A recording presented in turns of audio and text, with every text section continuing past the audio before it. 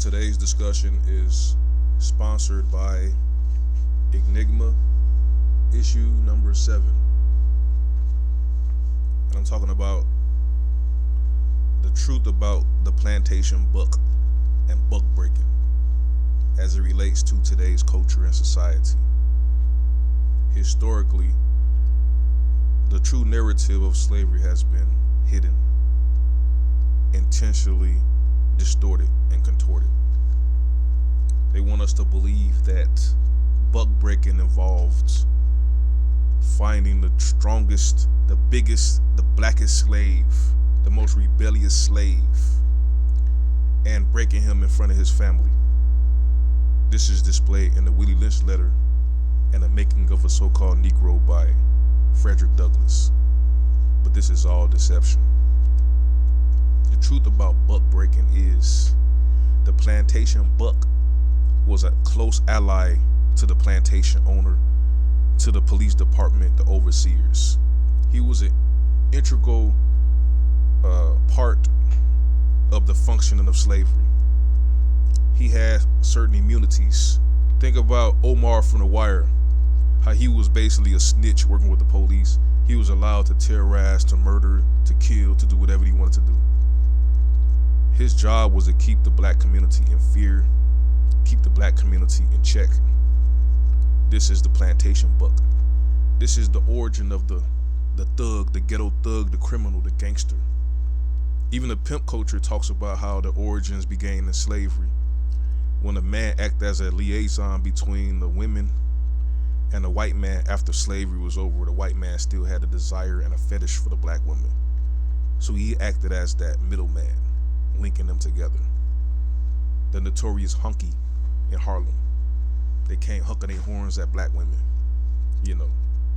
But this man, this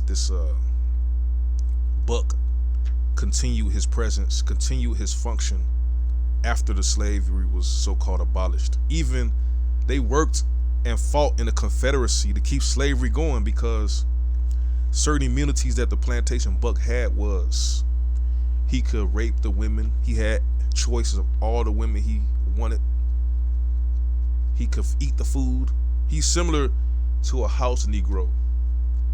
The most accurate depiction of this plantation buck was displayed in the movie Django as Stephen.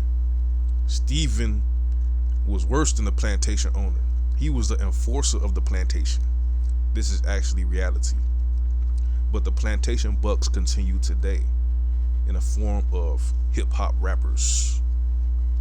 Drugged Nino Brown. At the end of New Jack City, Nino Brown snitched on everybody.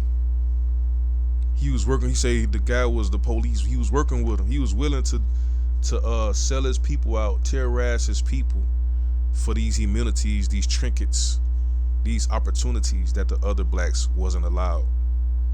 He was given this position to keep the black community, the Negro population, in fear and terror. He had the power and the rights to kill, steal, and destroy any black person. And when the police was done with him, when the government was done with him, then he was sacrificed, tied to two ends of a horse and torn to pieces, after he did the bidding of the plantation boss. And this was happening today. You see what they're doing to Kanye, Ye, whatever his name is, all of the so-called black strong celebrities, the gangster rappers, teaming up against him for opposing their boss, their master. And in exchange for this, they get to continue destroying, robbing, killing, abusing, brutalizing the black people, verbally, with their speech and their actions. They have immunity for crimes against the black plantation. But when they're done using you, you will be annihilated. They're like unto the cowards that was supposed to protect Emmett Till from the Caucasian Night Riders, Ku Klux Klan. In order to save themselves, they rounded up and found Emmett Till and handed him over to save their own selves. So who's really guilty? They could have fought, even though they probably got their town burnt down, but they could have put up a fight to protect Emmett Till. But the cowards they are, they handed him over just like they handed over Ye. The true magnitude of the cowardice and the true reach that these people have over the Negroid is astonishing. And it was the best thing that happened because we could see clearly the plantation buck. The function of the plantation buck has not changed. Their duty is to protect so-called white supremacy, protect the plantation, protect the status quo against the Negro. The big black strong Negroes, and they are allowed to form groups. They tried to show this in this movie called Harriet, where a big black guy was trying to chase down Harriet Tubman to stop her from freeing slaves. They say it's fiction, but I think it's true because I see it in my life. These groups of big black dudes get together and form these criminal organizations. Their main focus is to terrorize, rob, and brutalize and murder Negroes to prevent them from success, prevent them from education, prevent them from forward progress. This is the function of the modern day plantation buck. And what always happened at the end of their reign, they're all rounded up, thrown in prison after they done spent their whole entire lives brutalizing the black community. And they go to these prisons, and then in prison they continue their reign of terror, raping black men, extorting black men, beating and brutalizing black men. The only hope is for us to rid the community of the plantation buck, the vile, detestable, criminal element that is allowed to thrive, who's overpopulating his particular genes, and his genes is going to grow up with that same propensity of being a sellout traitor, a buck. He's going to be rewarded. He's going to be allowed to have immunity against his crimes against the Negroid. And once they're done with him, they're going to throw him in prison for the rest of his life, or throw him under the grave, under the ground. But that's the true origin of the plantation buck.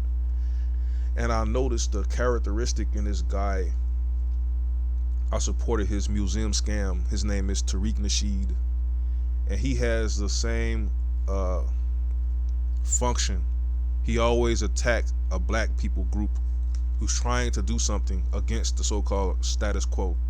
It seems like his mission is solely to attack the so-called blacks, destroy their movement. He did this to the ADOS movement. He did this to these people that tried to they was doing their pull-ups in California. He shut them down. He always gonna come and attack a group of blacks, and then he's gonna tell you to go back to the Democrats. Once he wiped them out, it's back to the status quo. Instead of uniting with these people, organizing the thought, formulating and processing a direction, and making a greater impact, you're gonna wipe these groups out. You're gonna eliminate this momentum, and we just gonna have this pimp, this ex-criminal pimp, this elusive, unknown dude sitting in front of a camera on Sunday collecting donations, selling us pipe dreams, collecting more money for more documentaries or whatever swindle that comes to his mind to juice the people that's watching. And then 5, 6, 7 years pass, nothing. You're gonna keep giving this money to this person, but this person's activities is not about acquiring power and unity with the Negroid or developing a group or a plan of action. It's keeping us running in circles. You're gonna have what, 3, 4, 5 presidents by the time this dude is done, and nothing has been done, accomplished. You know, we put money. We raised about nearly $2 million collectively to see this guy build some museum, and then somehow it was a problem with the property. Then he went and brought a storefront allegedly that's already being occupied. He's collecting rent with our money, but he's not sharing any of the dividends. It's just a waste. But the reason I'm bringing him up is he's a quintessential plantation buck. We have to identify the bucks, the plantation bucks, and really understand what they really are. They're agents of the plantation owner, the white supremacy. And their duty and function is to intimidate, to misdirect, to brutalize, to terrorize the Negroid. But yeah, this discussion was sponsored by Ignigma number 7. Go to my website. You could purchase the ebooks. Each ebook is $3 each. $3 each. Or if you want the physical actual copy, send me an email and let me know, and I will arrange to ship it to you. And they are $10 per physical copy, but you get the ebook for $3. I prefer the physical copy myself, but the ebook would suffice.